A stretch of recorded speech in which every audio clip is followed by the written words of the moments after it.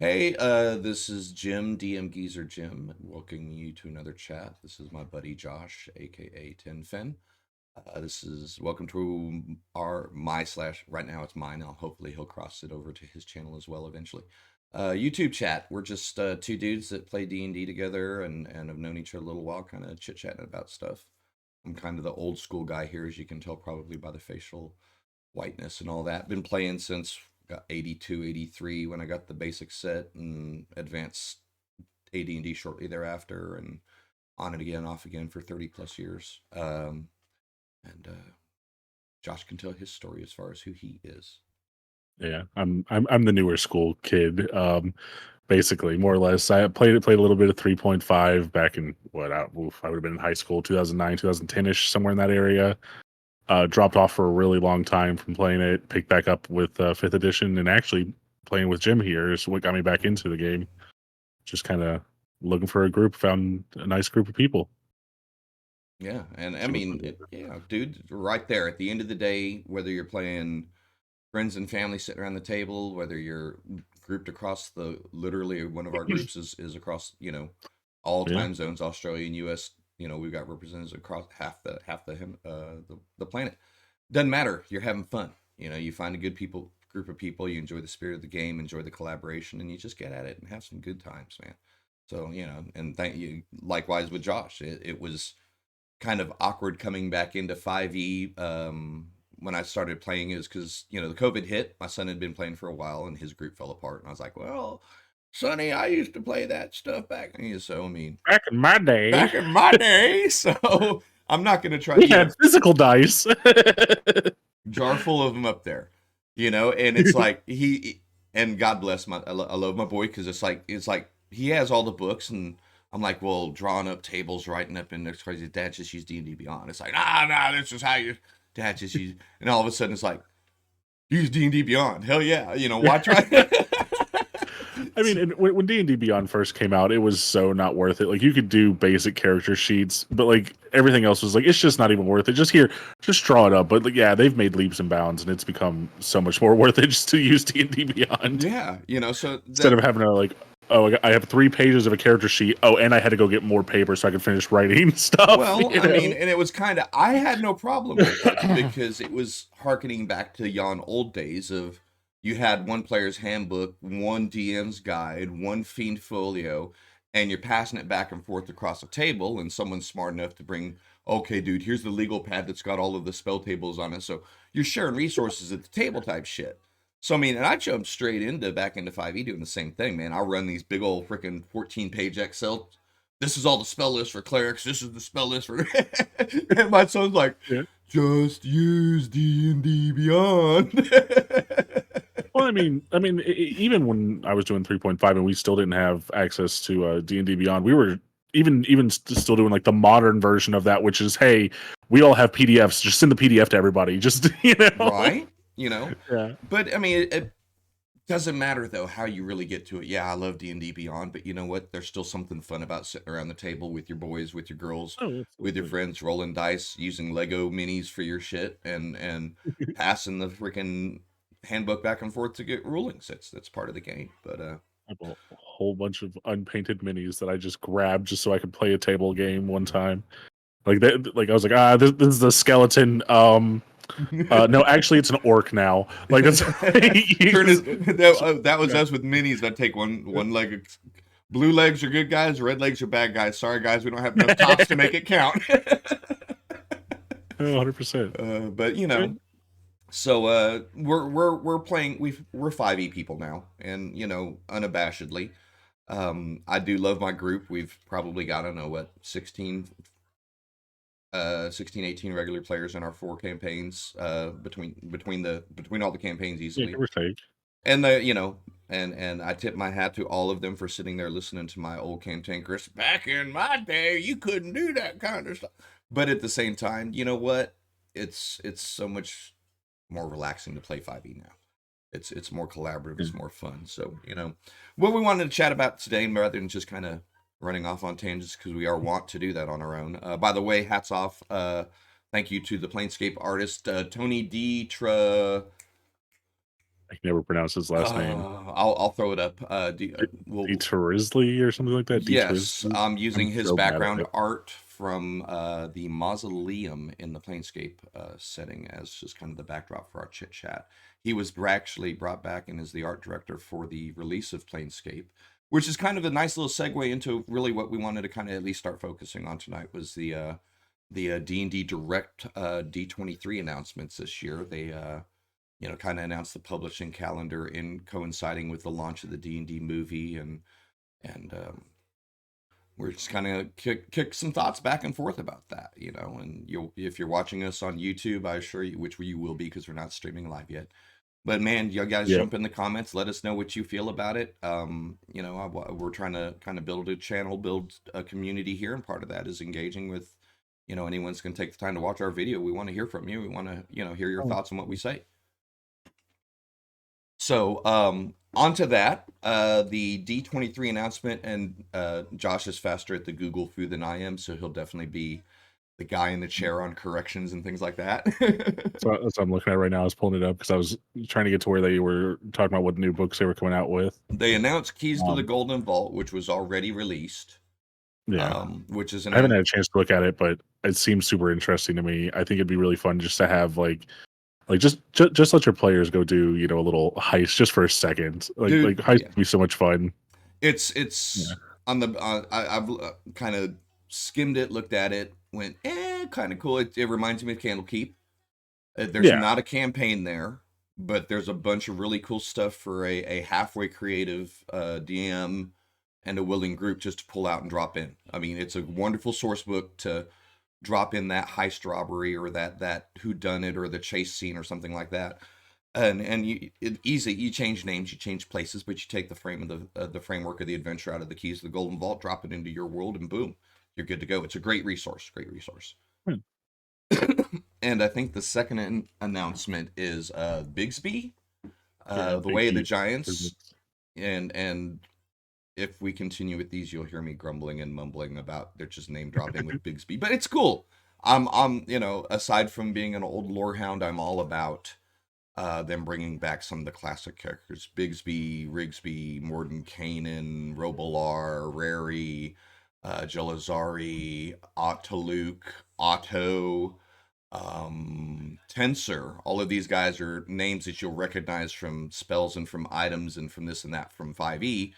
If you're an older dude like me, you're going to recognize these guys as the OG big bad wizards, the Circle of Eight. People that we fought against. Yeah, something like that. Well, they uh, they were kind of the DM fiat, as it were. Um, side. We'll get on a side tangent later on that, but yeah, they're. You'll recognize them as owners of spells names. Hidi- hideous laughter. hideous laughter. She'll always be Igwilf to me, but it is what it is, But Bigsby's is to The be. future is now, old man. Like, Oh man, we'll save that debate for another day. I'll school the youngin on the she who has never been stat blocked. Anyway. yeah. But anyway, Bigsby's is supposed to do for giants what Fizzbands did for the dragons. Bring you in a more of a lore presentation for the dragons, and I think it's going to focus a little bit more on giving dungeon masters resources to root giants into the various world. Obviously, it's going to be Forgotten Realms based and themed. They've got a lot to build off of the Storm King's Thunder, but it does trip me out that they're using an old Greyhawk dude named Bigsby as the key point. Well, I would say that probably goes back to Stanlin from what is it? Oh, heck, what the hell? Matt Mercer's thing. I cannot even think of what it's called right now. Jeez. Vox Machina, the Vox Machina stuff, because one of their main characters uses Bigsby's hand a lot, so that's probably where that's coming from, because it's more recognizable now because of that character. So let's Yeah, see, slot that in and use it. Yeah. no, that's good marketing, and there's no, I mean, hell yeah. And like these guys have always heard me say, if 100 people have learned the name Mordenkainen because it's on the title of the book, and 10 of them took the time to go back and look at what this dude's done and who this guy's been over 20 or what we're 2023, 40 something years of lore.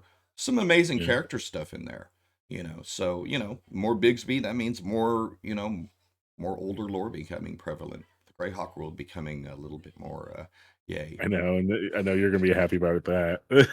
Like, Well, I mean, and it is what it is. Everyone has their favorites, Hell, I enjoy Miss Stara, but it's buried.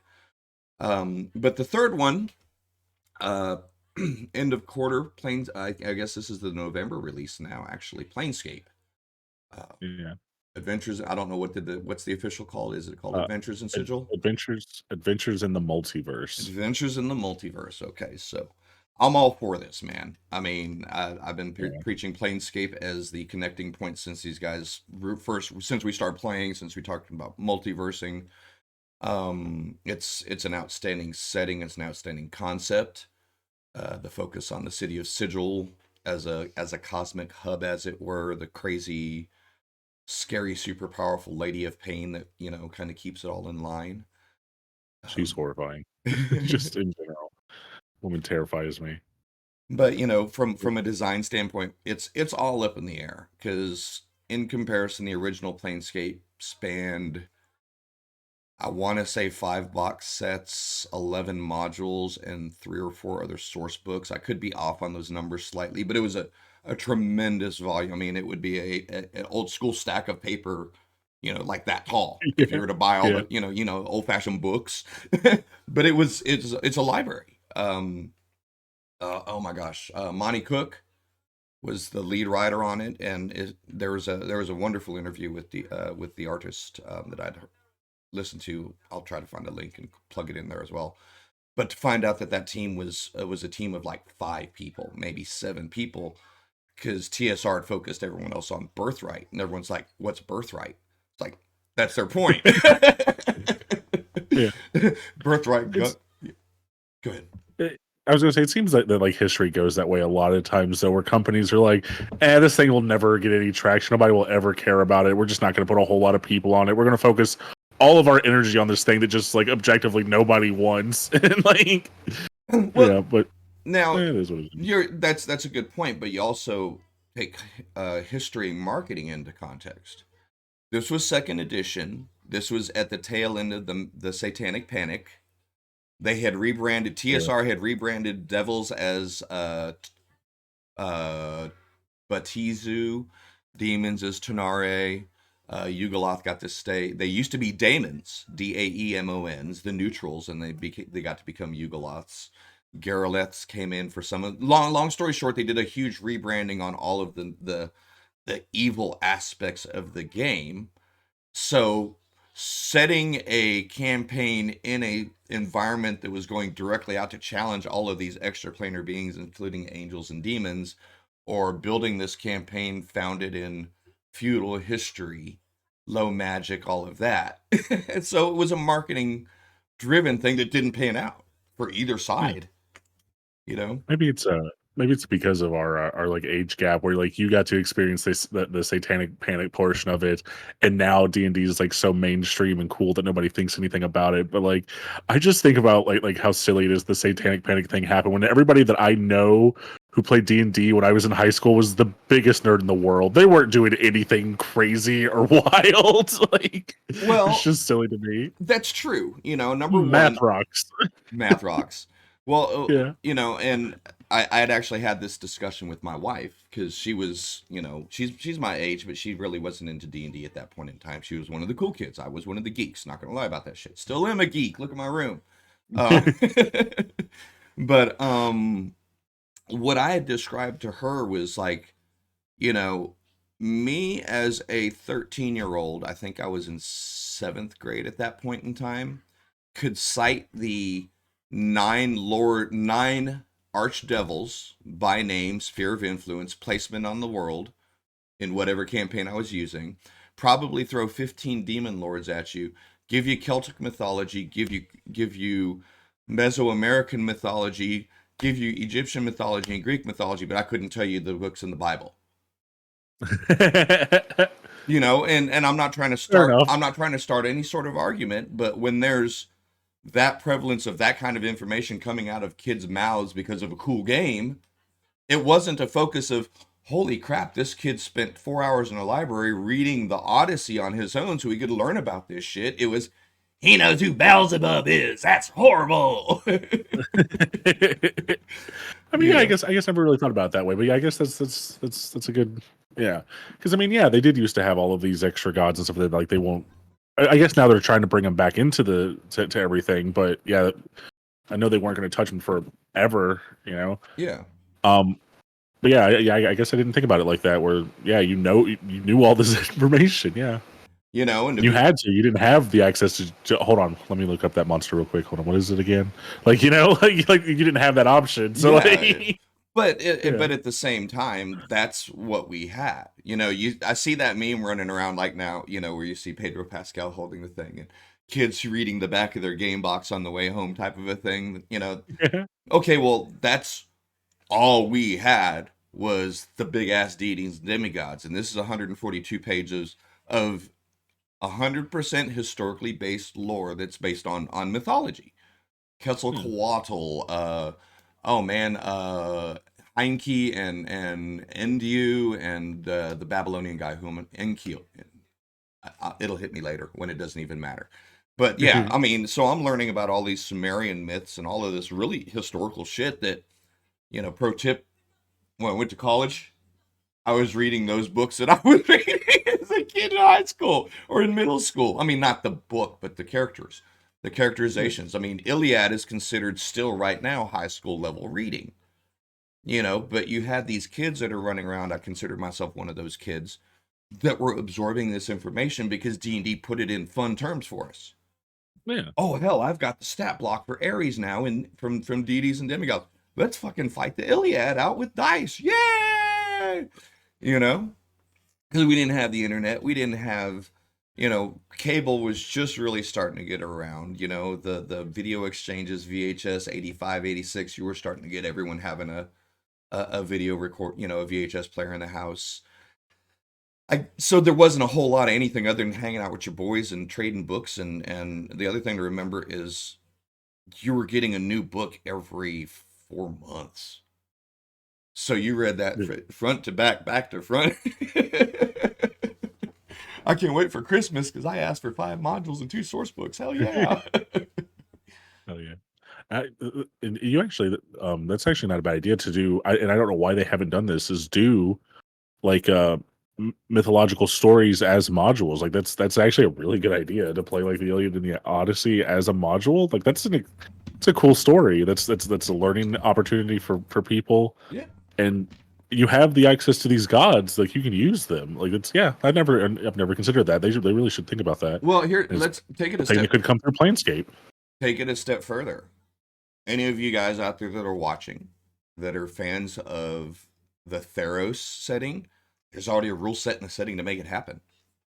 Mythical Odyssey of Theros is an existing campaign sourcebook for 5e.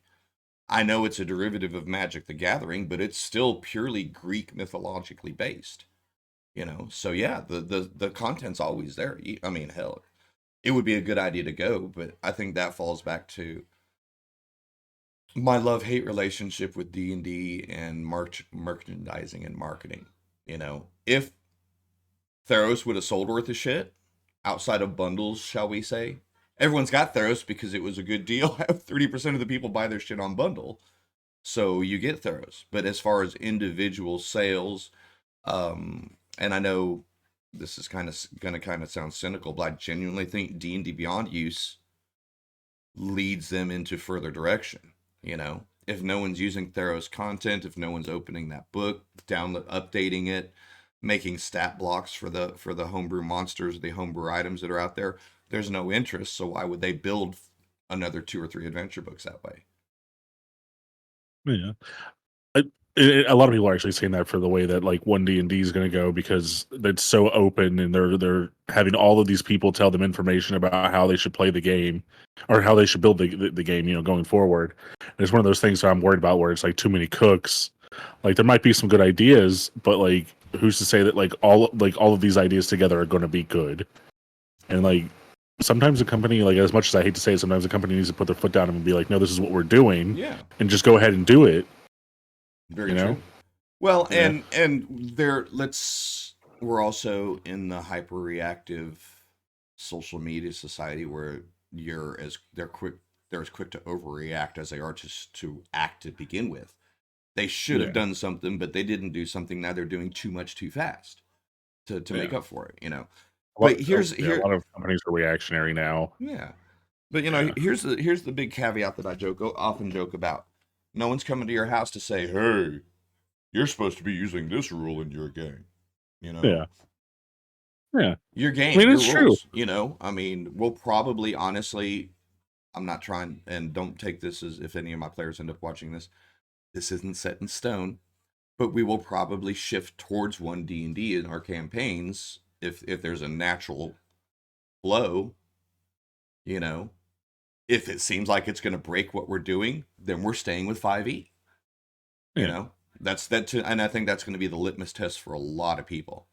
None of us are, well, that's very presumptuous of me to say, but I don't know that anyone is planning to end their campaign by November so they can roll up. All right, let's wrap all of our shit up, whether it be 6 months or whether it be 6 years, because there's a new edition coming, so we can make sure to tie up the old one. No, we're playing, man. We're gonna keep playing, and Yeah. if our edition flows smooth, yeah, it's not a big deal. Let's apply one D&D to our own campaign. But if I have to choose between a new edition that breaks my campaign and the campaign that 5 or 6 of us are really invested in, that new edition's going to wait. And Yeah. Absolutely. you know. So I And wonder how much of that's being considered in the making and the marketing. You and know. that's actually something I'm a little concerned about. Is I wonder how long they're going to support 5e like content on one D&D, or not one D. Wow, on D&D Beyond. Like, how long are they going to actually support 5e content before they're like, okay, well, we've moved on to this other thing? We own the content, so it'll just be legacied out. And let's be honest, if you know how to work D&D Beyond, you know how to you could recreate Pathfinder in Yeah. your D&D character sheet if you know how to. I mean, it's just macros, guys. It's straight up. It's just Yeah. writing the macros to make the keys to work for this and that and the other. So there's access to 5e as long until they change the level that we can homebrew, which they can't because they're too dependent on that to drive the community. I can't say they can't. They shouldn't. It It would be a good idea. wouldn't be a good idea. Let's say that. But Yeah. yeah, the ability, and if you've never dinkered around with that, man, just open up a cool looking crazy ass weapon that someone built, save it to your local account, open it up, hit edit, and you'll see all these brackets and curlies and goobledy-gooks.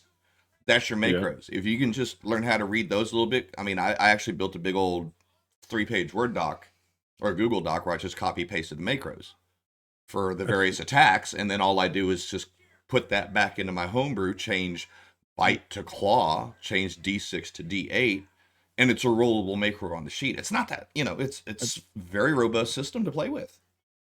Is it written? It's either HTM or HTMI or Yeah, sorry, HTML or it's like BBC, one of the two. It's super easy to like code yeah, in. yeah. And It's I one of don't, like the like I basic said, I don't things. even Yeah. code. I just I mean, like I said, I'd say, what's a claw attack look like? What's a bite? Just the what did this what point Yeah. being, there's a dozen ways to do it.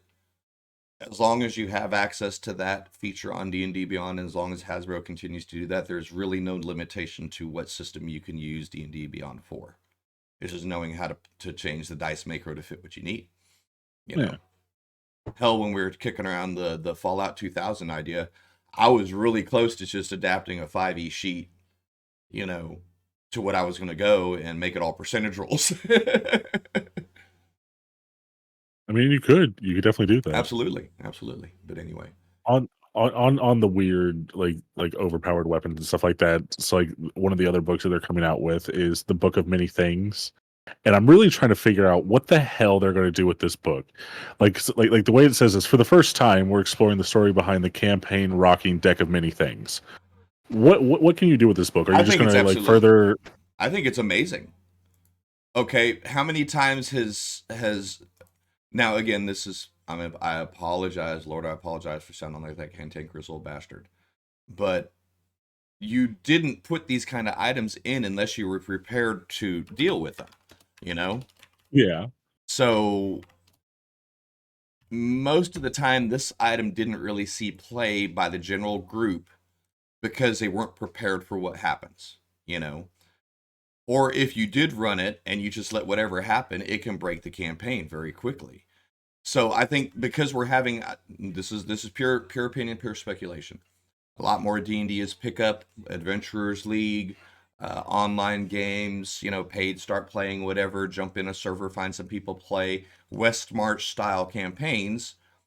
So making something that is an adventure guide that about an item that in and itself can generate endless adventures is a good thing. You know, Okay. what do Because you, the way that I was reading it was like it's just going to delve more into what the deck is about.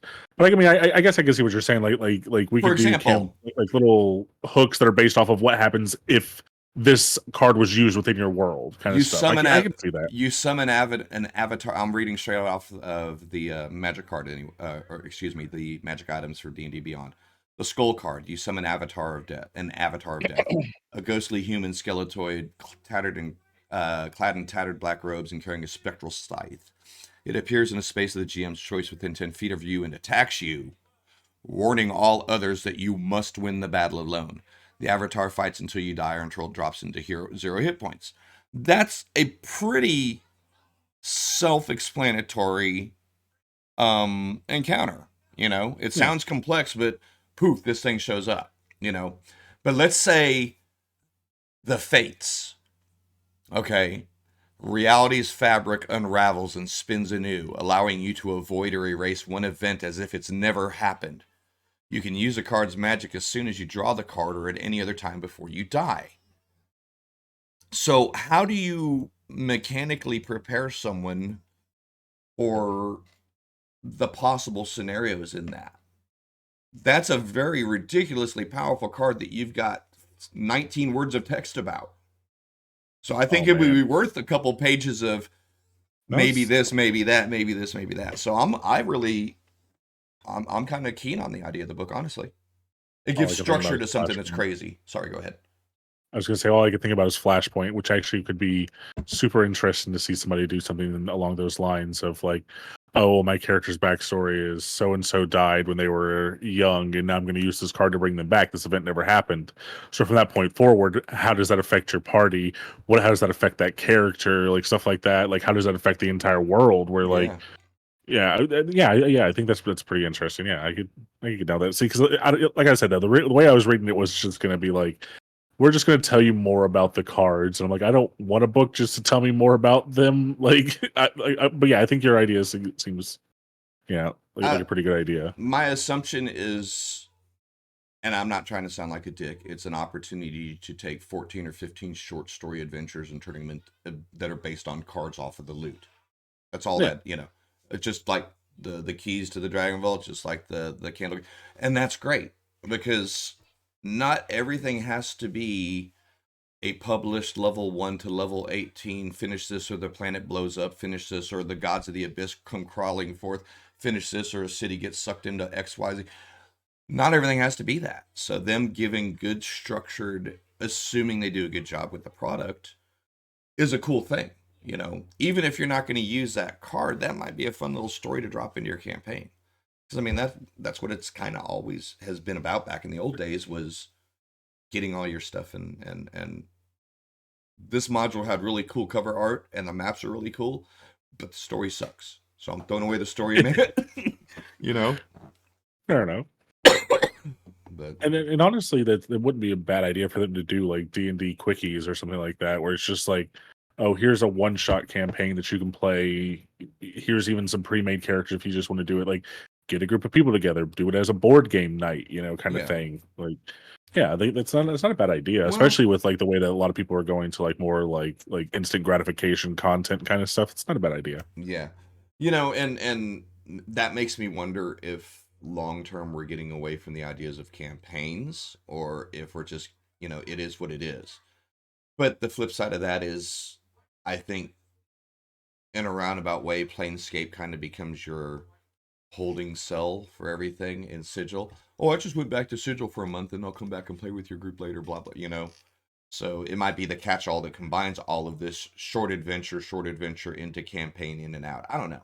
That's what they wanted to do with Spelljammer, but you know, I mean, if you know anything about the publishing history, TSR tried Spelljammer, it didn't work. Hasbro tried Spelljammer, and please don't misunderstand me. It's a very interesting setting. It's a very cool concept, and if the group and the DM invest in it, it's an astounding thing to play with. But damn. I just want to play a space clown. That's literally the only reason I want to play anything in Spelljammer, just because I want to be a space clown, because I think it'd be so fun. Yeah. Like, most of my characters are chaotic characters as they are, so like, just give me a clown that has a reason to be chaos. Like, Right. No kidding, man. No kidding. You know, so I mean, rather than and the crystal spheres and the phlogiston and all of that still exist in the 2E Planescape setting. I mean, there was still credence given to the existence of Spelljammers, the Astral Sea, and all of that. So there's nothing taking away from that takes one from the other. You can use them both if you want to. The idea that this whole thing is a multiverse and it's infinite gives you space to do whatever the heck you want, man. You know? But I really think that and this is just me, but every time I think about like the Spelljammer thing, I think that Spelljammer and Planescape should come out as a group thing, where it's like these are two halves of the same kind of whole, where it's like you could use this setting or this setting to get to like different worlds and dimensions and stuff like that, or even to the point where Spelljammer leads into Planescape, where it's like you discovered this during your travels, kind of thing. well, And I think they should release them together instead of a standalone. well, Personally, now here's an interesting thing. Okay, and I'm going a little bit spoiler on our actual Sigil campaign. okay, According to the lore of Eberron, Eberron is absolutely and completely detached from any extraplanar contact. yeah, You know, yeah, so you guys either shouldn't have come through or can't go back. You know, so how do you connect a place that has it in its code and canon that it exists in its own multiverse, as it were, and it is disconnected from all the other yeah. planes in the multiverse The when way that you're I would releasing a the way that I multiversal? would Go ahead. the way that I would rectify that is that in a multiverse there's an exact duplicate of that world somewhere, Yeah, even if it's not that exact universe. There's an exact duplicate of it that exists in a multiverse because there's an infinite amount of worlds. and I would be like, okay, you don't come from the actual written Eberron, but you come from in Eberron. Like, that's how well, I would do it. and it's honestly that's canonical. There was a period back in the 2E3 days with the spell plague where you had Abertoral show up. You know, the entire nation of Chondath, I think it was, disappeared off the map and was replaced by the Dragonborn, their new home. And then when they had the Forgotten Realms flipped back out to how it was before, there was now a war between the Dragonborn and the nation that suddenly reappeared where it was. I want to say Chondath. I could be wrong. You're going to make me look it up because now I'm pretty I sure I'm think they wrong. retconned it, but I used to like the fact that Dragonborn were canonically aliens for a little while, where they came from a different planet. I kind of like that as an idea. Yeah. Um, But you know what? but And here's there's the no reason here's the for it. go ahead, dude. I was gonna say there's no real reason for them to be from another planet, but like I just like the idea of like there's just this one species that is just an alien species to everything else. It was Like, there's no reason for it to be, but it just is.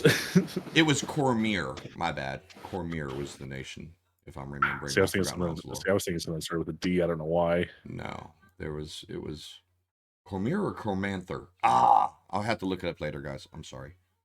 Too many worlds. I think you're right on Cormier. I think is what it is. Too many worlds in my brain. I'm actually Greyhawk number 1, Planescape number 2, Forgotten Realms number 3, Mystara number 4 on my knowledge levels.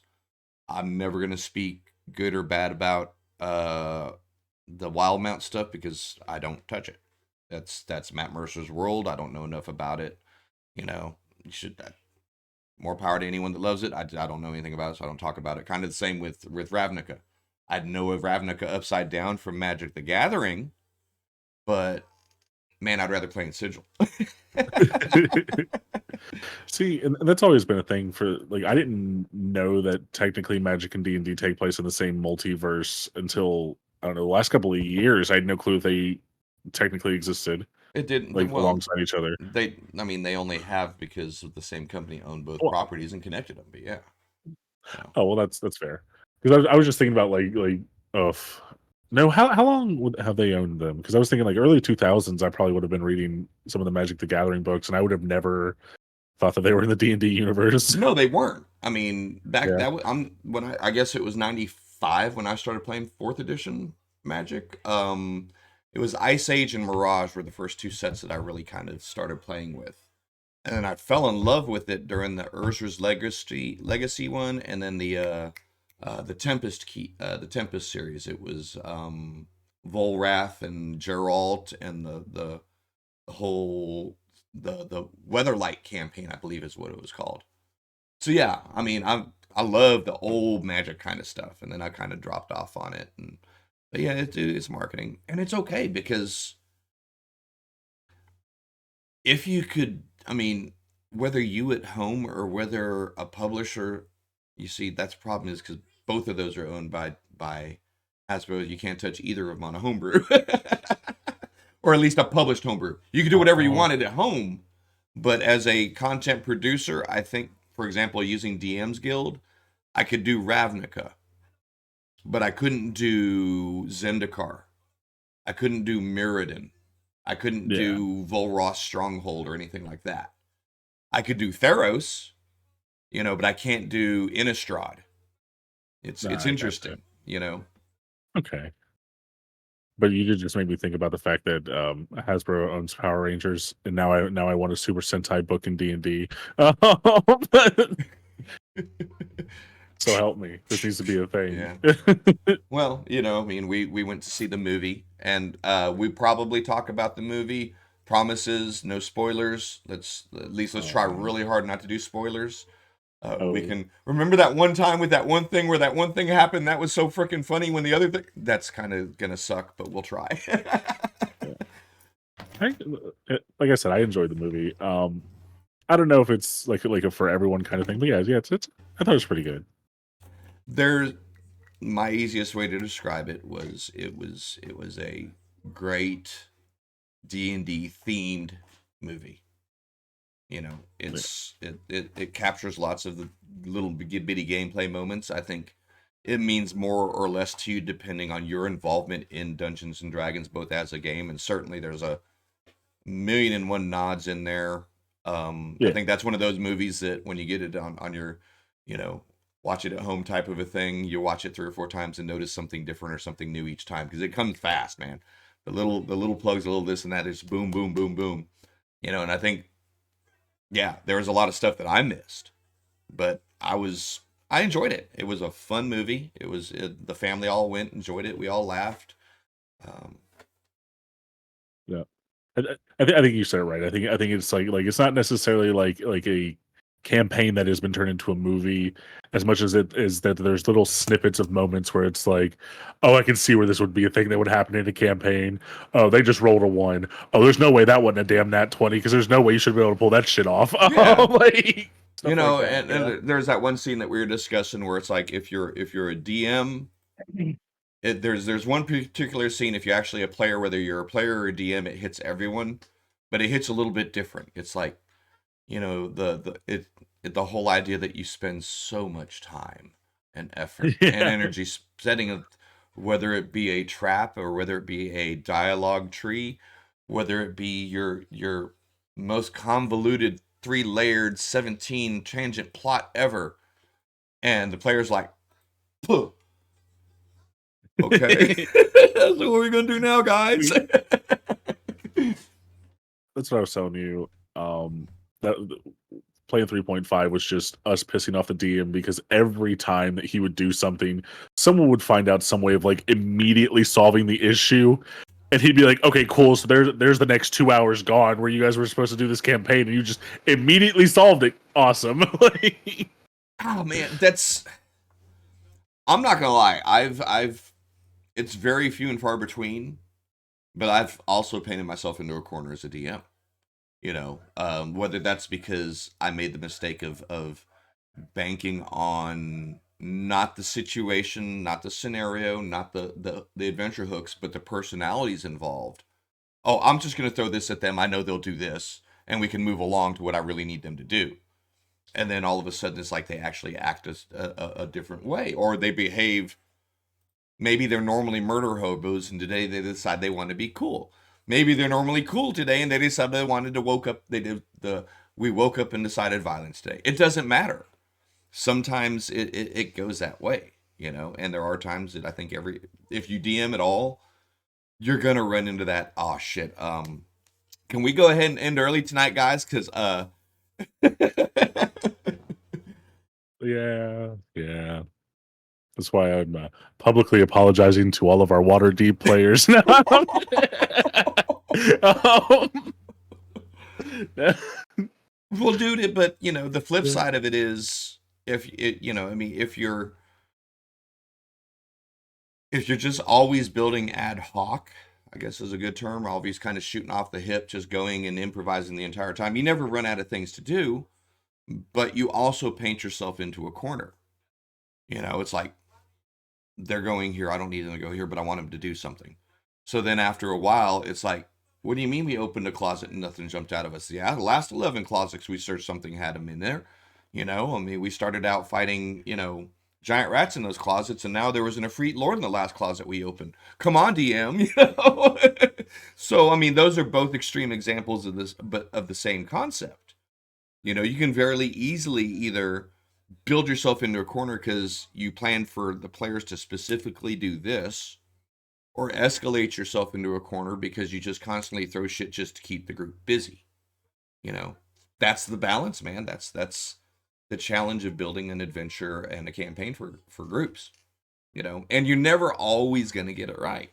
Everyone's going to have misses. Um, I always remember this story that the first guy that ever ran any kind of tabletop game for me ever, he always told me this story about he was DMing a game and his players were going through a cave of some kind, and one of them was like super big into like mining all the time, and so he starts trying to look for anything like gold, anything in the walls of this cave, and the DM throws him a bone. It's like, okay, you get like a little bit of gold out of the wall, and they're supposed to move on, like that's it. But the guy's like, oh shit, I found gold. I'm gonna keep digging. Right, so he keeps digging, and the DM just like he's constantly trying to get him to move on. Like, come on, guys, like there's nothing there. Let's move along. And they're like, oh well, he's trying to stop us from digging further. There must actually be something here, and so they keep digging. And so finally, he's like, okay, cool. You find a diamond, embedded in the wall. And they're like, oh, we finally found this thing. So that means there must be something more further in. Like, it's just like it doesn't matter what you do. Like you can never anticipate how players are going to react to anything that you throw with them. Yeah, I mean that's a beautiful example. That's hilarious. Because I mean, yeah, I've been there. It's like, damn, they spent an awful lot of time on a dead end. I don't want to be the Debbie Downer because they just spent 45 minutes slow creeping, searching, doing the Indiana Jones Matrix to make sure they didn't get hit by no dodging darts and shit just to come to a dead end door. And I'm watching them walk down this 80-foot hallway doing all this cool shit, knowing some bitch, there's a 40-foot wide, 50-foot deep pit trap. As soon as anyone gets halfway across that 50-foot plate, it goes bloop, and everyone falls in. And they've already fallen in a pit earlier tonight. I just ain't got the heart, man. Well, I mean, I kind of maybe I just have a different perspective on it than a lot of people do, but like I don't really care if we waste a session. Like I really don't. As long as everybody has fun. Yeah. Like I don't care. We could spend the whole session walking in one direction and never hitting anything. As long as everybody has fun, it doesn't really matter. I don't think it's a waste at that point in time. Well, I mean, and that's good, but I think I'm kind of voicing at least a very early to mid level. I'm not going to sit here and say I'm like god level DM or professional super badass DM. I'm let's be honest, but I'd put myself in a mid, upper 30 percentile tier. I still have misses. That's part of doing it, but you're always concerned. Unless you reach the point where you're either a horrible DM because you give zero F's about what your group wants to do. This is my story. The only thing is I haven't given you a script yet. So those are those DMs, and they love their world, and they're the best DM in the freaking world because we're telling a great story. And we're building this awesome, wonderful world, and their players are like, "Yeah, I think," So, and then you have the other ones that are just so damn good at it that their confidence and their enthusiasm bleeds through the screen and gets to the players. The vast majority of us are in between those two. So I always doubt, what did I build? I always wonder, no matter what. I mean, I don't ask you guys. I remember when we first started playing, I always like, hey, give me, let's do a post mortem real quick. Let's do a debrief. What was fun? What wasn't fun? What do you want more of?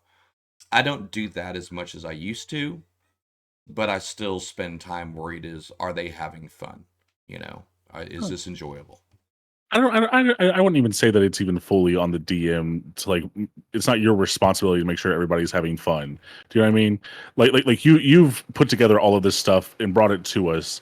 Like you can put monsters on a map, but it's up to us to engage in that and actually have the fun. We're recording a chat. Yeah, It's okay. We're not live. No worries. You're good. yeah.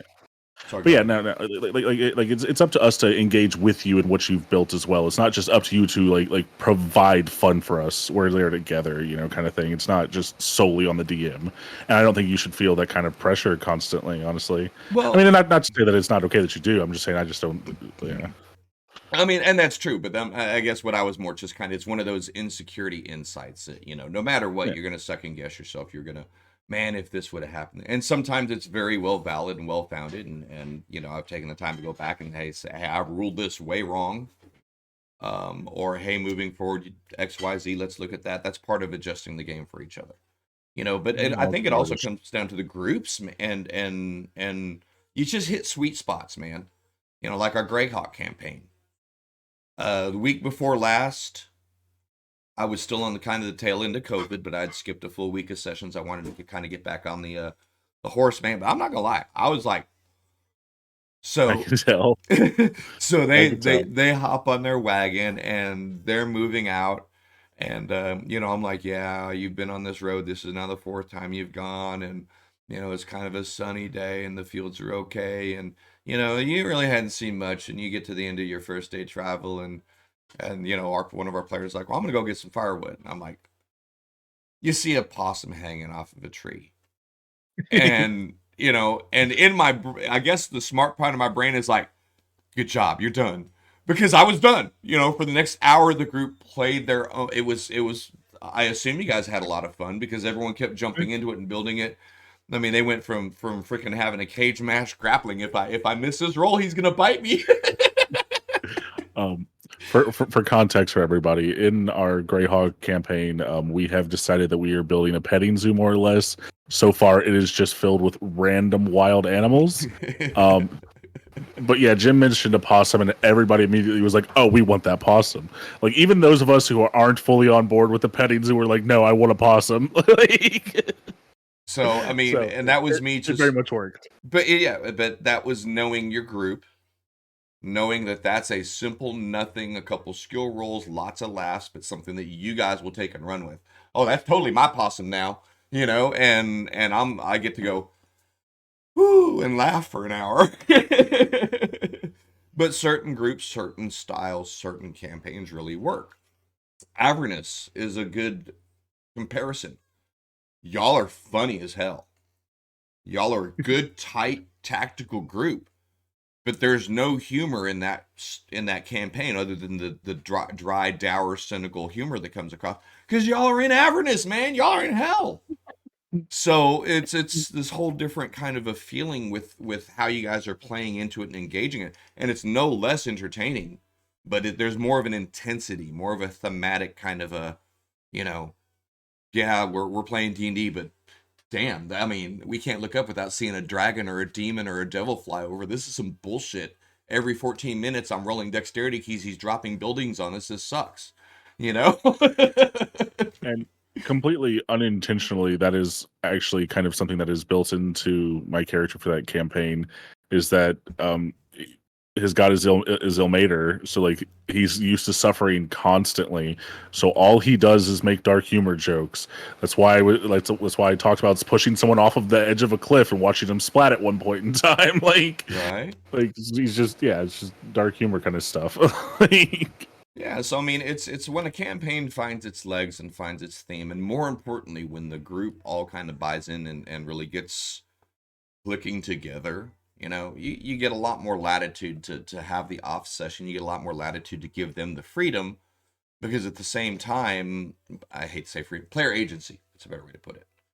Because at the same time, they're wanting to. It's a participatory thing. They're not going to always go right when the sign says go left. They might do it every 1 in 3 times just because they're still players. But they know that ultimately we need to make our way west. Maybe we'll go north, and then we'll go east a bit, then we'll go hard west, then we'll go south, then we'll go back east where we started, and then we'll go west.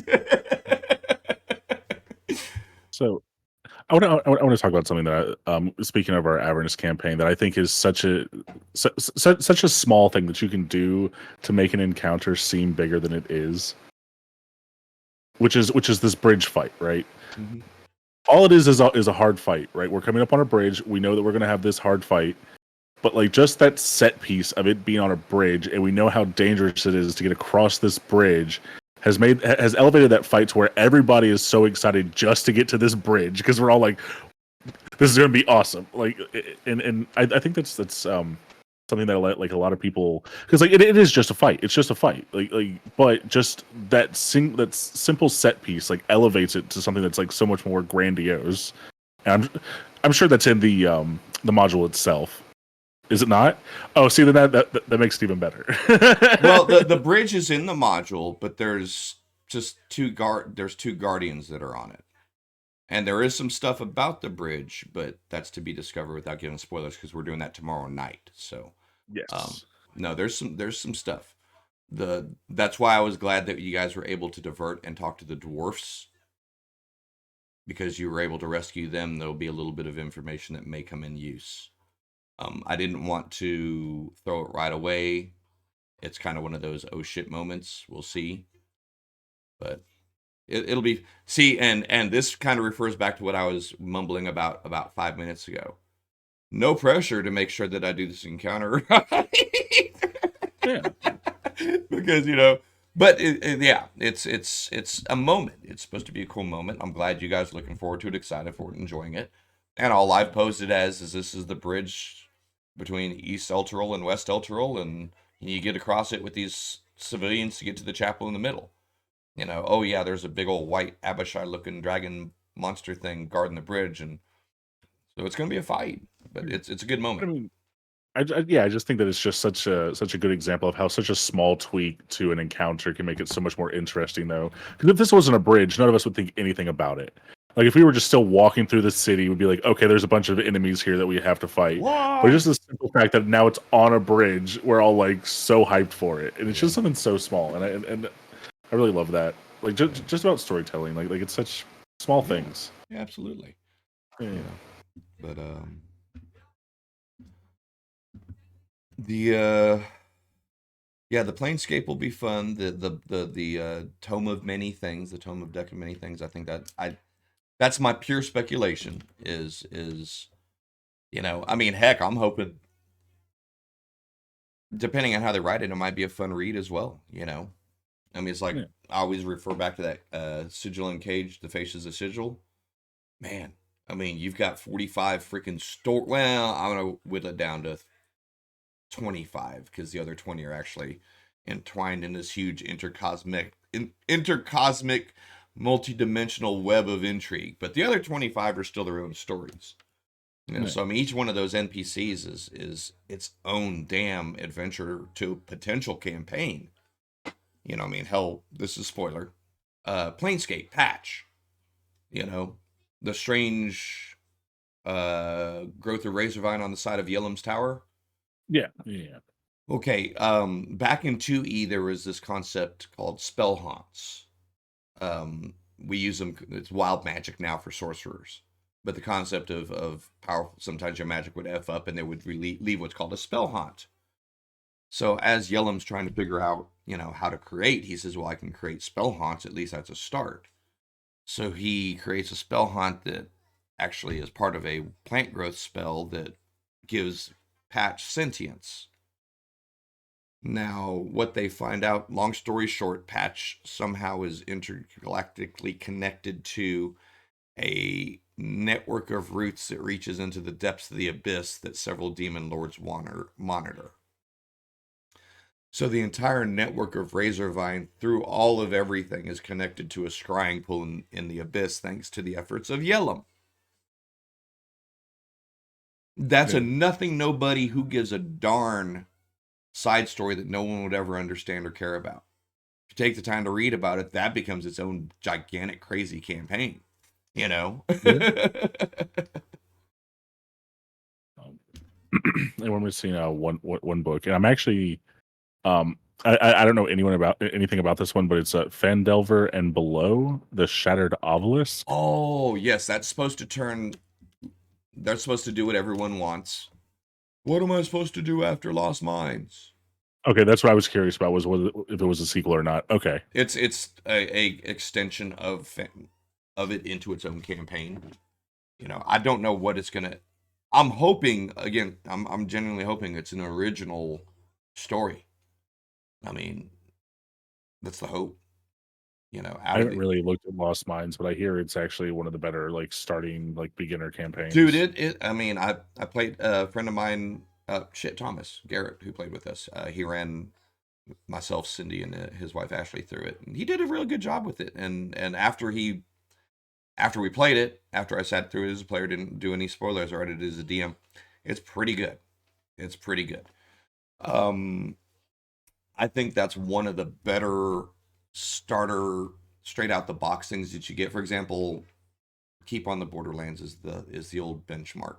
That's a hard freaking module for a new DM to run, Yeah. especially if you use logic. Okay, so there's 11 caves that are no more than 60 feet apart, full of hostile to us humanoids who are allied with each other, and why are we only fighting two at a time? you know? But Lost Mines I think it does a really good job of giving you fragments of not even fragments, giving you a bunch of stuff to do that can stand on its own without negatively affecting the overall story. You know, Yeah. that was kind of the joke that we played. Is like we got a B on every single mission. We didn't get an A on anything. We kind of succeeded. Didn't really do it the right way, but we kind of got it done. And it was still a fun campaign. It was still a good conclusive storyline. And, it was pretty easy for the DM to manage. You know, my only bitch about it is and I don't know if it's just my old age or what, but why the hell are we putting dragons out there for third and fourth level people to fight? Okay. So look, I, I don't think you should be fighting dragons at that low of a level. Definitely not that low. But I do think that they should have dragons within earlier levels, just because it's in the name, you know. Yeah, that's legit. That's legit. Yeah. And I'm old guard, man. That's an apex predator. Until a couple weeks ago, I have never had a dragon fight in D&D. Really? Until we fought the blue dragon, I've never fought a dragon ever in any Oh campaign wow. ever. Yeah. It's just like I feel like there's nobody wants to use them because they're like, oh, it's in the name, it's too cliche. For I don't think that 3 or 4 fourth level characters should be fighting a dragon, but for 7, 8, 9, 10, somewhere in that area, for I me could see. for me they're eight-ish ninth. Eight-ish ninth. You should have your double attack. You should have 40-ish, 60-ish hit points. That way you don't get completely blasted by one lucky or unlucky breath weapon. You know, there Yeah. should the players should be survivable enough to make a dragon fight, thusly causing a lot of damage to the group. So a fourth level dragon, man, either you're purposefully holding back rolls, even if it's a young dragon, you've got the capability of killing your group on a lucky breath weapon. You know, it's Yeah. so you're nerfing the dragon to have a cool moment that then skewers the expectations of how tough a dragon is. You know, that's my See, opinion. I did use I honestly can't think of what they're actually called. I want to say dragonlings or something like that, like the little baby dragons Hmm. though. I did use those in a campaign at one point in time, but I actually put them into a temple, and their whole thing was that you were never going to see them coming because they were climbing on the walls and on the ceilings and shit like that, and would just drop down on top of you, Oh yeah, which is I think you can use those for lower levels, like 'cause they're yeah, smaller, they're not dude. very not a lot Yeah, of hit points, no nothing. Yeah, there's a whole plethora of really really cool monsters out there that aren't dragon based that are just as horrifying. I mean, hell, yeah. for you guys, I trigger you by saying a quarter size hole in a corpse, and you start freaking out over the assassin bug thing. And that was an early on monster that's a CR1 flying wasp that is just scary as shit because it puts an egg in you that eats to your heart and it bursts. Yeah, gross monsters. You know. And now, was it the I think it's assassin bugs or was it the just a trolls that monster. were pulling the larva out of their skin and eating them like they were Cheetos? Like I gotta say the trolls with the assassin's bugs in them were it's such a good idea. Like it's such a good idea, and it's such a gross visceral monster, and it works so well. Like Yeah. yeah, no, 100%. I I love mean, and as I play more DMing 5e more, I find myself teetering on that balance of, you know,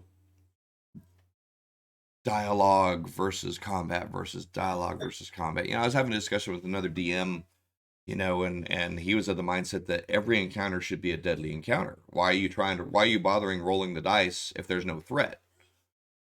And I'm of the mindset that if every encounter is a deadly encounter and you're still surviving, was it a deadly encounter?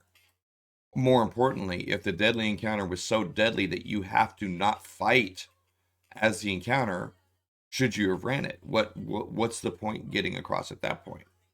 it. I think it's important to have filler encounters. I think it's important to Yeah, give your players that moment to where 11 gnolls come charging them out of the brush and they look at each other and smirk and annihilate them fools in 2 rounds and go dumbass dogs and get back to playing with their pig.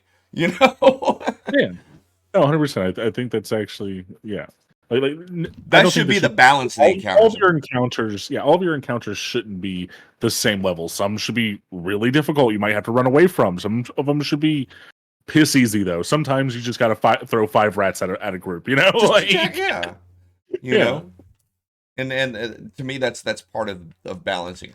And I did teeter on that for a while of my mindset of, because it was like, well, if I'm always about the idea of role play or smart dialogue diffusing the need for a die roll, you guys handle a good dialogue. I'm not even gonna make you run persuasion. You tell me what you're doing in this room. There's no need to roll a perception. I'm turning every bed upside down. I'm cutting every mattress open. I'm dumping everything on the floor and I'm going through it. Okay, so I'm not going to make you roll investigation for that ruby that's in the mattress. yeah. So why doesn't the same thing carry to combat? But then I always do what? It's fun to roll dice. And it's fun to whoop that ass sometimes. The only reason I couldn't say carry it over to combat is because everybody would try to call shots, and it's just Yeah. yeah. And if you're going for the head, why isn't everybody going for the head all the time? Yeah, You absolutely. know, like, Yeah, but that's where you start coming back into the balance idea of it, and kind of a theme that I've always stressed to my groups is spirit of the game. You know, yeah, there's how do you win D&D? you don't. But it's hard to explain to some people that are used to winning a game.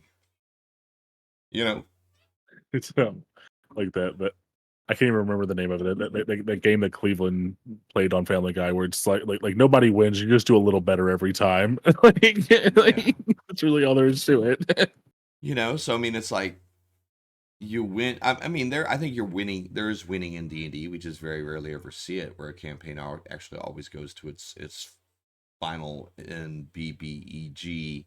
Either A, you get there because the campaign's getting old, you kind of start really force feeding the middle chapter just to kind of get to the big bad so we could say we finished it, or life ends up happening. I'm Hmm. I'm I'm I'm very slow paced. I'm not going to deny it. I like things to flow organically. Um, Sometimes I wonder if I don't go too much into player agency and let you guys just completely sidetrack yourselves for way too long. I mean, and that's not a bad thing. But I do like. Hold on, how long have we actually been doing the current Greyhawk iteration? And We could look at the original stream date to see when it first started, if you wanted to go look back on that. And there was a oh couple. yeah, Now, keep in mind that I don't want to really bitch too much about 2022 campaigns because we had yeah, what May through August where it was family death, surgery, sicknesses, and deaths for almost 4 months last year. That cyber, that's fair. but still, I know it's been at least 16 months 14 months that we've been playing that campaign weekly. Let's see if I can find where no Andrew posted it. Oh goodness, he's actually posting stuff on his YouTube for once. No, his Twitch. Uh, I'd watch him, but he's up at one 1 year a.m. ago. Yeah, so it's been about 12 Yeah, months, maybe 14 months. Yeah. yeah. But yeah, and then we are level 7. So yes, yes, you definitely like to play a slow campaign. Yeah. That's on me. I That's kind of, don't know. and That's what something I was saying the other day was that like the first time that I really sat down to try to run a campaign, players were so much like, "Oh, did we level? Did we level? Did we level?" And like I felt like, "Yeah, let me give you a level," but like there was no real reason for me to. Like at that point in time, it's just here's some new shiny things for you to play with, but it's not really doing anything for you. It's not doing anything for me, and now I have to change encounters because you're stronger. yeah. So like, yeah. So I mean, it's not that big of a deal. Well, and honestly, that's I love the concept of milestone experience in 5e. You know, Yeah, it's I'm sure was it around back in no 4e was number as well. I don't remember. I dabbled with 4e and then I got frustrated because it was a cheesy ass tabletop knockoff instead of a good RPG. all I hear about though is like how good like the actual source books were though. Content Like was the great. actual, I've yeah, I've got a few of them on my shelf, and honestly, the manual of the planes for 4e, aside from its focus on the Feywild and the Shadowfell as a crossing point, very good book. Very good book. And I don't even want to say aside from. If you enjoy Shadowfell and Feywild, outstanding book. I mean, the 4E manual of the planes is I think that's a must have for a D&D library. Great book, great book. Even if it doesn't line up with your cosmology or your multiversal idea. but eh, I'm I'm really looking forward to some more stuff with Greyhawk though, because it's starting to get bad.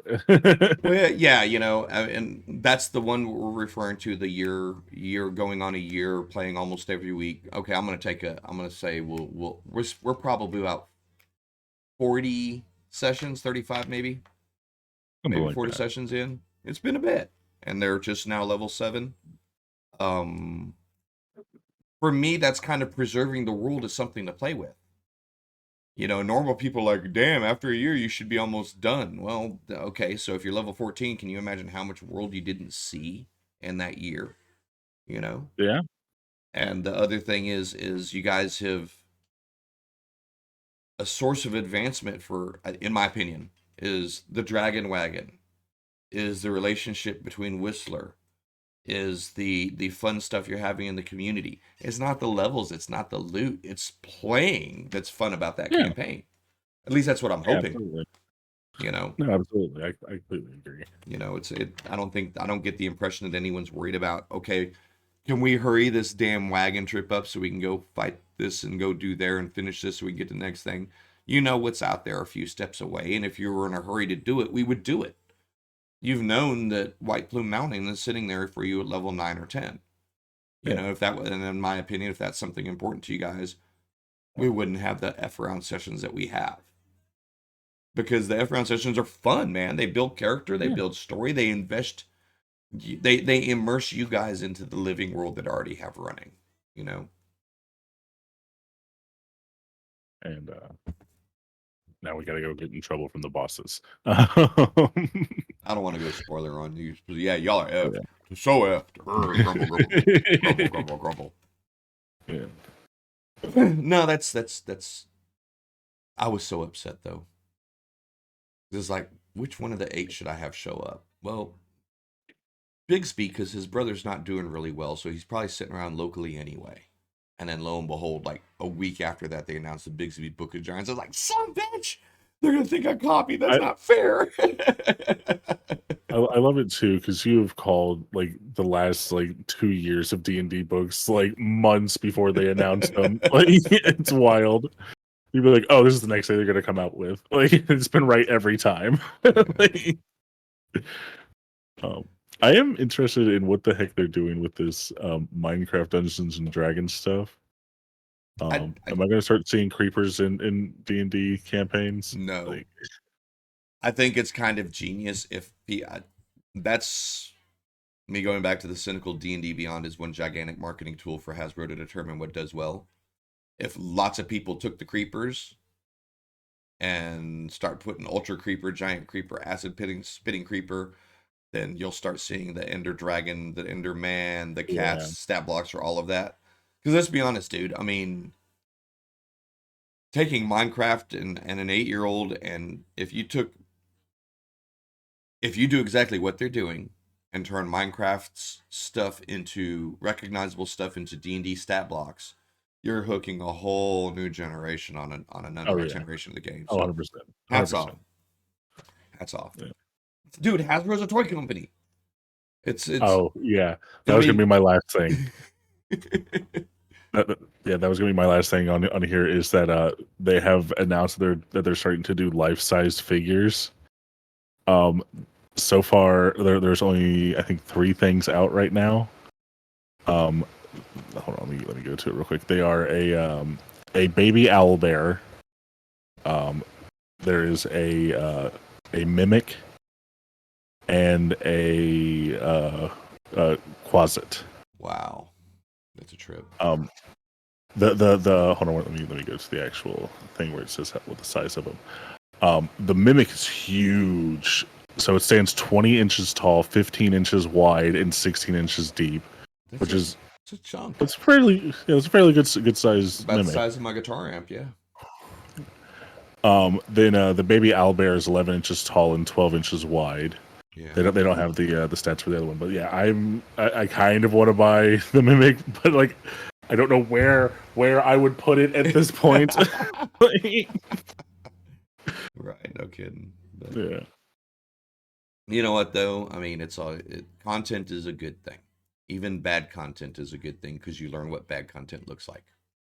You know, yeah, there's always a hidden gem, and I always recommend people go stick around on TM's Guild for a little while. You're an old dude like me, and you've been sitting around wondering if D&D is worth it anymore. Man, it's still there. If you still want to play your old modules, hell, we've been sitting here talking Greyhawk. For those that aren't familiar, Greyhawk is the OG first edition AD&D, Advanced Dungeons and Dragons setting that was built by Gygax and Arneson back in the day. We're playing something that was published in '83 as a 5th edition setting and having a great time doing it. You know, yeah. I mean, Waterdeep, everyone's like, ooh, Waterdeep. Go ahead. I was gonna say I literally just bought the statue that's from the front of the player's handbook from All right. AD&D. You know, Like there's people are still interested in whatever edition. so the content is system agnostic if you're willing to put the time into it. It really is. There's balance issues. There's some math. You're gonna have to do a little bit of math. It's okay.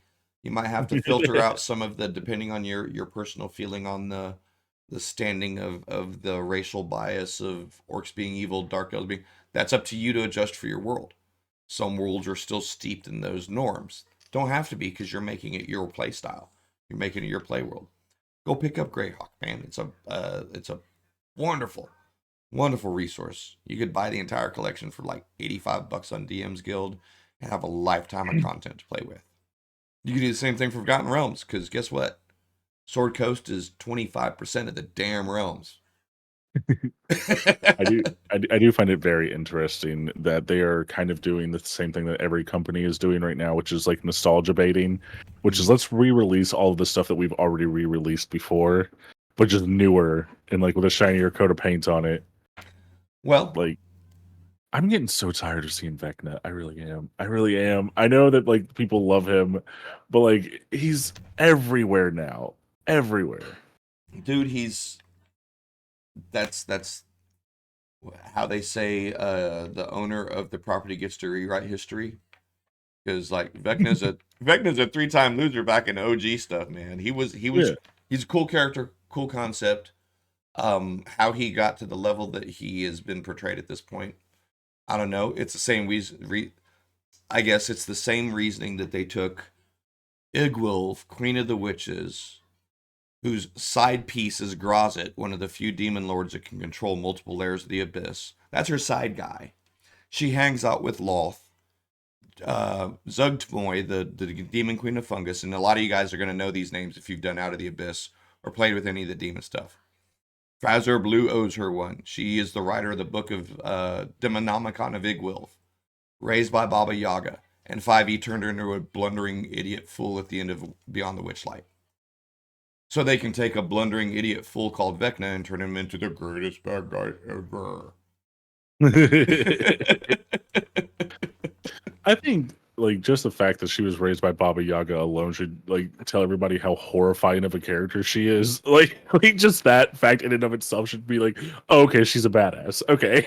Like, Yeah, it really made me when they announced Tasha's Cauldron and everything. And I enjoyed the book. Good content for gameplay. A lot of the little content snippets, as it were kind of entertaining. The conversations between her and Mordenkainen and kind of her petulant attitudesy tone. And canonically, I guess Tasha's Cauldron and everything was written while she was still Tasha, before she became Igwilf. So maybe while Beyond the Witchlight is when she's still Tasha, before she became Igwilf. We don't know. But I'll stick with the OG Greyhawk Dragon Magazine module compilations of her backstory. She's way more badass. Chick got a moon base. Chick got a moon base. Before there was Spelljammer, before I mean, you know. yeah. Become a mage. I can port to this city. Yeah, right. Shit. So she's a fun, but shit, Mordenkainen, he's a ridiculously powerful mage. If you've played Curse of Strahd, I'm gonna apologize the tiny bit of spoiler. He's a blubbering idiot under some sort of mind possession spell, even though a 10th level character can end the Curse of Strahd. One of the mightiest wizards of all time is stuck there blabbering. So I don't know why 5e does that to all of their name pieces. I don't know why they reduce them to just side characters. You want them to encounter, write them in as something helpful, not just a Here, amusement park here, ride. here's a thought. Here's a thought. Maybe they are still relying on people have playing these like all of these editions from the beginning, and maybe now it's like, oh, I recognize that name. I know who that character is, and now I'm playing a character who's stronger than them, and that makes me cool and badass. Like maybe it's something like along those lines. Maybe. I don't know. I don't Yeah. know. It's interesting, but you know what? Times change. Shit. The the whole okay, well, and again, maybe this is me falling back on the straw man that was a satanic panic. Could you really flagship as your big bad end guy of a universe a woman raised by a witch who consorts with demons, and her child is the ruler of the northern part of the world, while she cavorts around with the Queen of Drow, who's a well-known BDSM chick, and blah blah blah blah blah blah blah blah blah blah. Just that may not have flown in late '80s as a concept. The idea of the big bad being a woman, while it's always floated, it's never really been put out there. At the end of the day, it's always a fucking dude. Unless it's Tiamat. We're okay with the lady dragon Yeah. running shit. I was about to say that's just because they're a monstrosity, Yeah. but and I think that's silly. Let her be the big bad. Oh, Like, you damn well know she is in my worlds. Oh You yeah. know, in my campaign, there's a handful of wizards, magic users, illusionists, warlocks, sorcerers, whatever you want to call them, that are just kind of above and beyond. Your Yeah. Elminster, your Mordenkainen, your Igwilv, they're big and they're bad for a reason. There's if I they're think that it would be that way. It would be that way if you are so powerful that people know who you are as a magic user. You're a badass.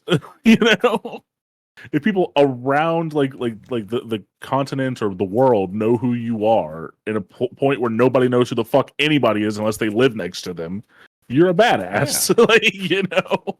Well, it's like, don't we have a Rary's spell still in 5e?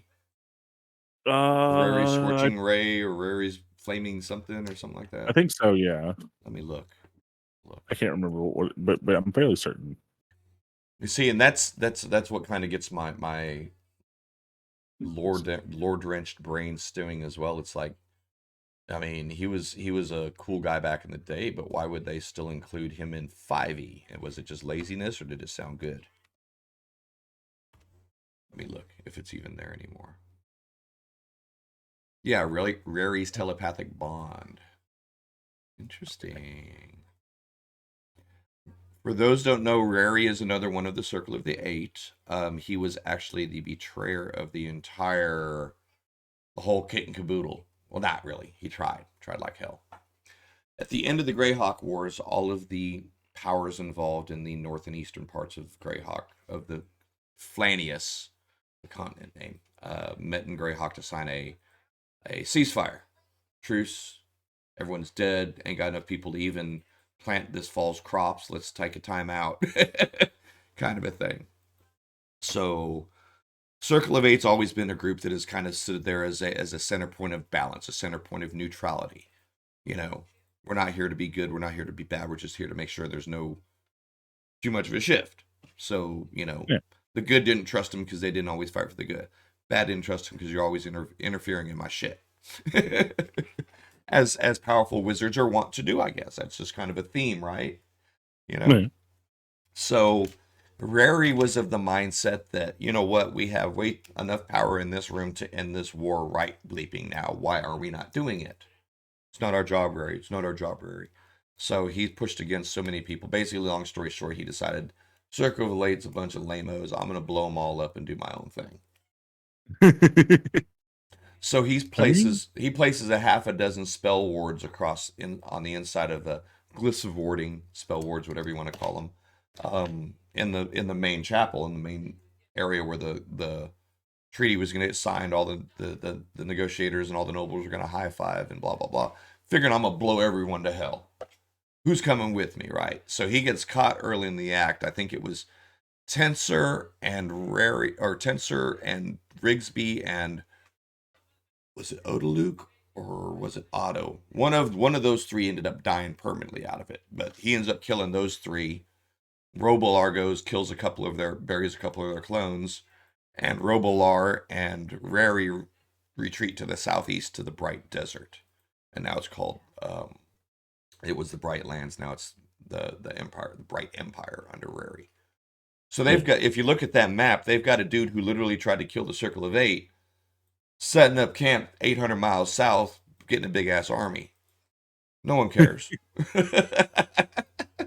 There's bigger fish. I This mean, world is such a trip, dude. I mean, there is so much going on, but it's such a big, diverse, living world that it's so easy to play with, man. So much stuff you can go do. But you yeah. know what? The Forgotten Realms is too. We just hadn't gotten access to. You guys haven't gotten access to all that content yet. The Moon Sea, the Inner Sea, Chantia, Fae. A lot of people, and that's kind of my from. Hopefully, it's not too spoilery. Surely, everyone at this point knows that the Red Wizards are part of the movie. So that's all I'm going to say as far as ooh, bad guy. But I'm hoping just the sheer mention of Fae and XY spurns people to go look at those books and say, "What is Yeah. Fae?" Well, there's this great third edition book called the Forbidden East. Look it up, man. Great book. Great book. You can pick it up on DM's Guild for a few bucks. Details, Thay, details, gosh, brain's going too fast for my mouth right now. Sorry. But details the stuff on the eastern side of the overall map. It gives you a good point of view of the inner workings of the kingdom of Thay, how the hierarchy of first it was no undead, then it was only undead, and now it's like some undead, some not undead. Yeah. It's I, great. I have no doubt in my mind that at some point in time the bad guy MacGuffin is going to be used in some module that they put out soon. There's no way that it's not going to be. Dude, he already is in Tales from the I meant Yawning. the item.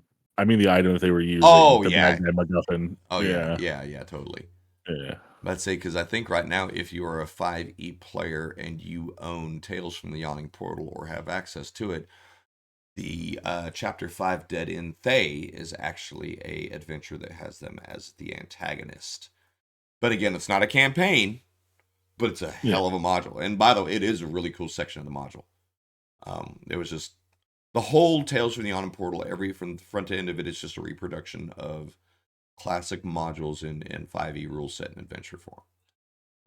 Great. I think most of them are pretty fun. But that's what back in the Yeah. day you go and you get a little if it was a fancy one it would be a trifold with like a little 35-page book inside of it. You'd have your blue and Yeah. because it was printed in that blue scale so you couldn't Xerox it. Oh, yeah. So it was all printed in an off blue scale so you couldn't Xerox your map, but you had your map and you had your little 25 to 15 to Oh, 25 page book inside of it. I didn't realize that's why they did that. I Yeah. didn't realize. That Back makes in sense. back Okay. in the day, there was the blue scale would not Xerox on your traditional printers. You know, Oh, now they can scan them and it's all fun. But yeah, old man tip for you. So that's what the Tales of the Yawning Portal is, just a reproduction of those little adventures. That looks cool. Let me figure out where the nearest jungle is so I can drop that in there and let my people go fight. That was the idea behind it, you know. yeah. But that'll be hopefully the thing that they're doing with the deck of the many book of the many things. Give you 24 little fun little things to add to it, or at least give you support for when your characters go crazy and end up with quadruple Uno double draw and I have wondered about how you would resolve that. I'm fairly certain that it only says that you can pull one card at a time in the description. I don't know off the top of my head, but I'm fairly certain you can only pull one. well, But let's we were talking about that the other day. Is what happens if you pulled all of them, like just all at once? if you play 52 card pickup with them, Yeah, just pulled all of them. any cards drawn in excess of this number have no effect. As Okay. as written, usually found in a box or pouch, this deck contains a number of cards made of ivory or vellum. Most, 75% of these decks have only 13, but the rest have 22. Before you draw a card, you must declare how many cards you intend to draw and then draw them randomly. You can use an altered deck of playing cards to simulate the deck, so I'm sure there's going to be a deluxe edition of the book that comes with a deck of many things to buy that comes with it. Cool, whatever. Hats off, Hasbro. Any cards drawn in excess of this number have no effect. Otherwise, as soon as you draw a card from the deck, its magic takes effect. You must draw each card no more than 1 hour after the previous draw. If you fail to draw the chosen number, the remaining number of cards fly from the deck on their own and take effect all at once. Once a card is drawn, it fades from existence. Unless the card is the Fool or the Jester, the card reappears in the deck, making it possible to draw the same card twice. Is that kind of, Interesting. yeah. So yeah, that means you could pull all of them at once. It could even make them go off all at once if you just didn't pull any of them. If you were a greedy That's very butthead interesting. and you could say, how many's in the deck? 22. I want to draw 21. There's nothing in the book, there's nothing in that description that says you are limited to the number of draw. You must draw them one after each other, and you must draw them within an hour. If you don't, say like you draw the first one and your legs fall off, you draw the second one, you spent an hour fighting the demon. You can get to time to get to the third one. Guess what? Card 3rd through 18 go. Yeah. So yet another possible good reason to have that damn book on hand. So it'll be interesting because yeah, there's a lot of the cynical part of me also pushes a little bit more towards the good and the bad that's going to go along with the VTT. Hmm. Because there's also talk of, I'm not saying like conspiracy theory speculation, but they are actually working on running AI DMs and stuff like that. So it might. I can see that, but okay, let's be honest here. They've tried to put out several Oh different yeah. D&D games, and none of them have been very good. No, and there is no way, shape, or form in my mind that I think they're trying to replace DMs.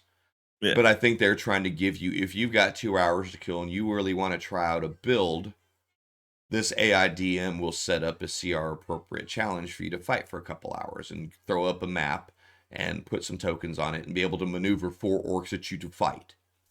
That's totally within the realm of right now, you know. Yeah. That's what I meant I by mean, yeah, AI I can agree DM. with you. I'm not thinking Okay. that me and my 4 friends are half elves who want to go on a world spanning adventure through the world of Kryn.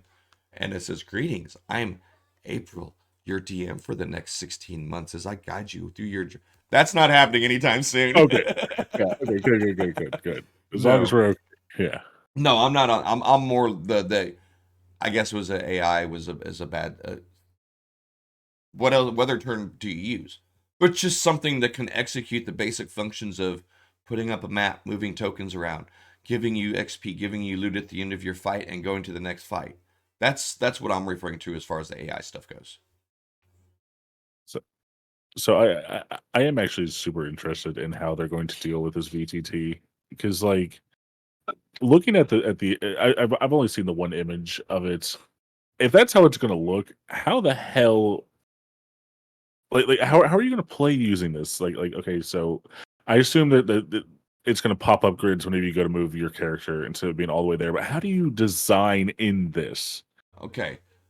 Like, is it just here's a building, plop it? Like, oh, because there's a lot going on in just the one image that they've shown, and Number it's one. either these people are very good or there's a lot of help in this.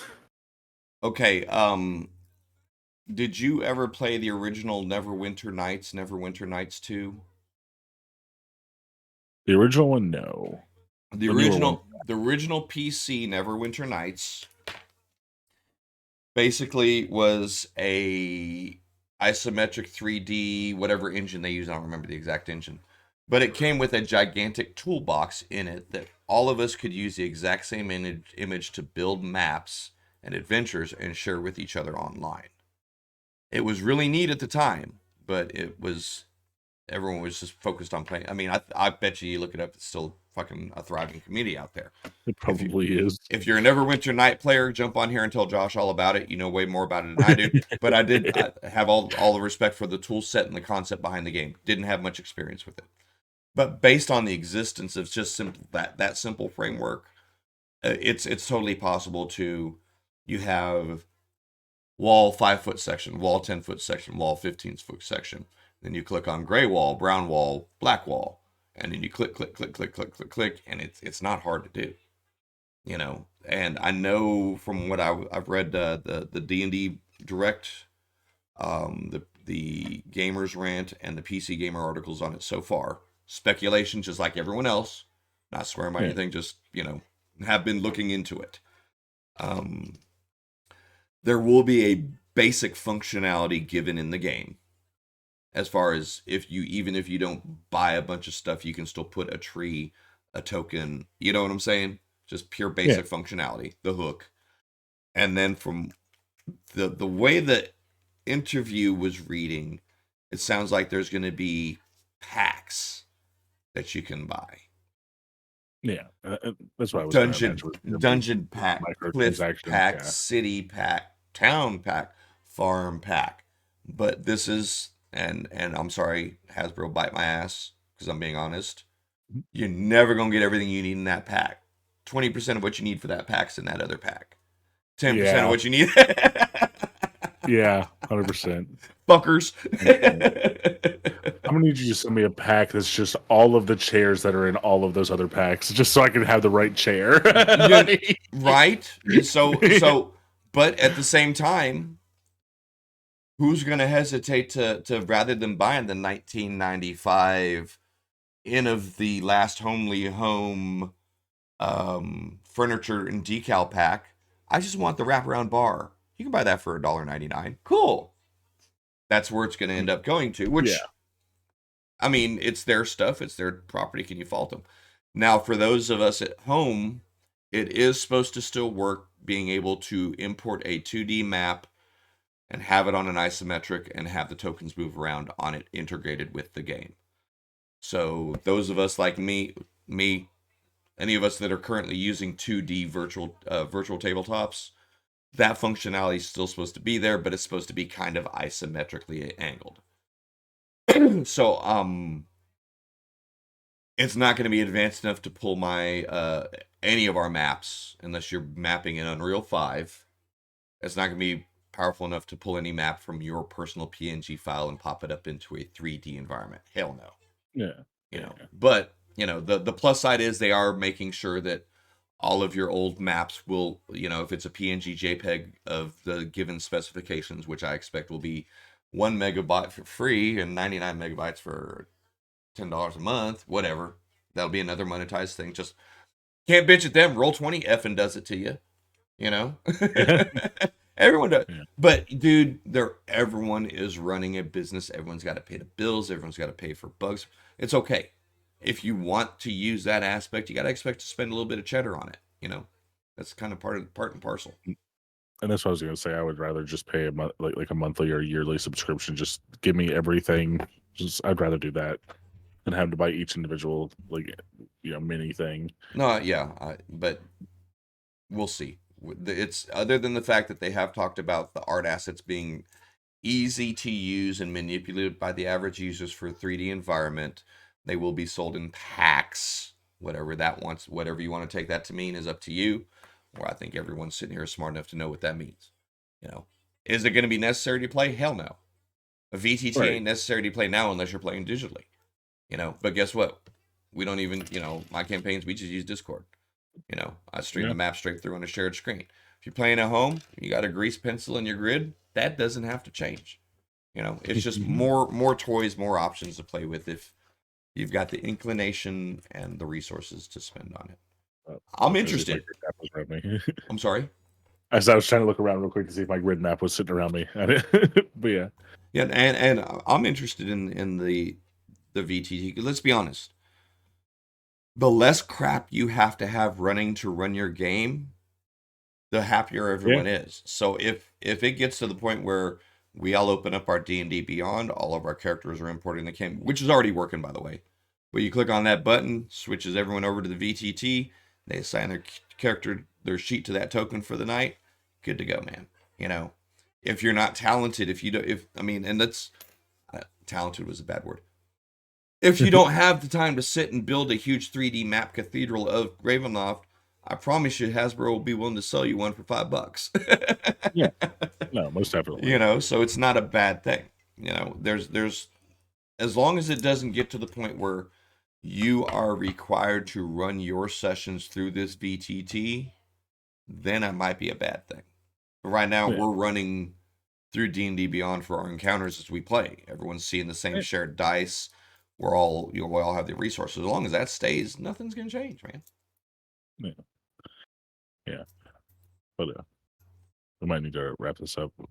Yeah, shit, we've been at it for a little while, haven't we? Yeah. Oh, Yeah. damn. Yeah. Okay. I was Well, just looking at the time. yeah. So yes. Oh my gosh, this was supposed to be like a 30, 45 minute chat. So yeah, let's Yeah. go ahead and close it up. But yeah, I'm Jim, aka DM Geezer, on all of my social stuff. This is Josh, aka Tenfen. If you're still watching us at this point, man, good on you. We appreciate it. But yeah, we just want to kind of kick around old school mindset, old school D&D player, playing 5e, loving it, not trying to take anything away from the edition. New school 5e guy looking at it. It's just kind of nice to, you know, have differing opinions, different views, and honestly, I've learned a lot from him. I've learned a lot from a lot of the other players I've been playing with, and I like sharing my knowledge with them. But it's sometimes it's kind of fun to talk shit, and that's what we've been doing. So Yeah. thank you for joining us. If you're on the YouTube channel right now, like and follow. Hopefully, in future endeavors, we'll get a little bit fancier, and I'll put a little link in for you. Need to let me know when your Twitch channel is up and when your YouTube Yeah. channel is up. Likewise, I'll be doing a Twitch and YouTube channel as well. This will all be worked out into the hoity-poity that is on YouTube. But if you enjoyed it, thanks for joining us. Like us, follow us, subscribe to the channel, and we look forward to your comments, man. Jump in the channel, say some stuff. Say, hey, you guys are idiots. Eberron's the best place ever. And I'll probably say, that's cool. Or, whatever, man. We'd love to have a little bit of chat and interaction with you guys. All right? Thanks for joining us. We'll see you soon.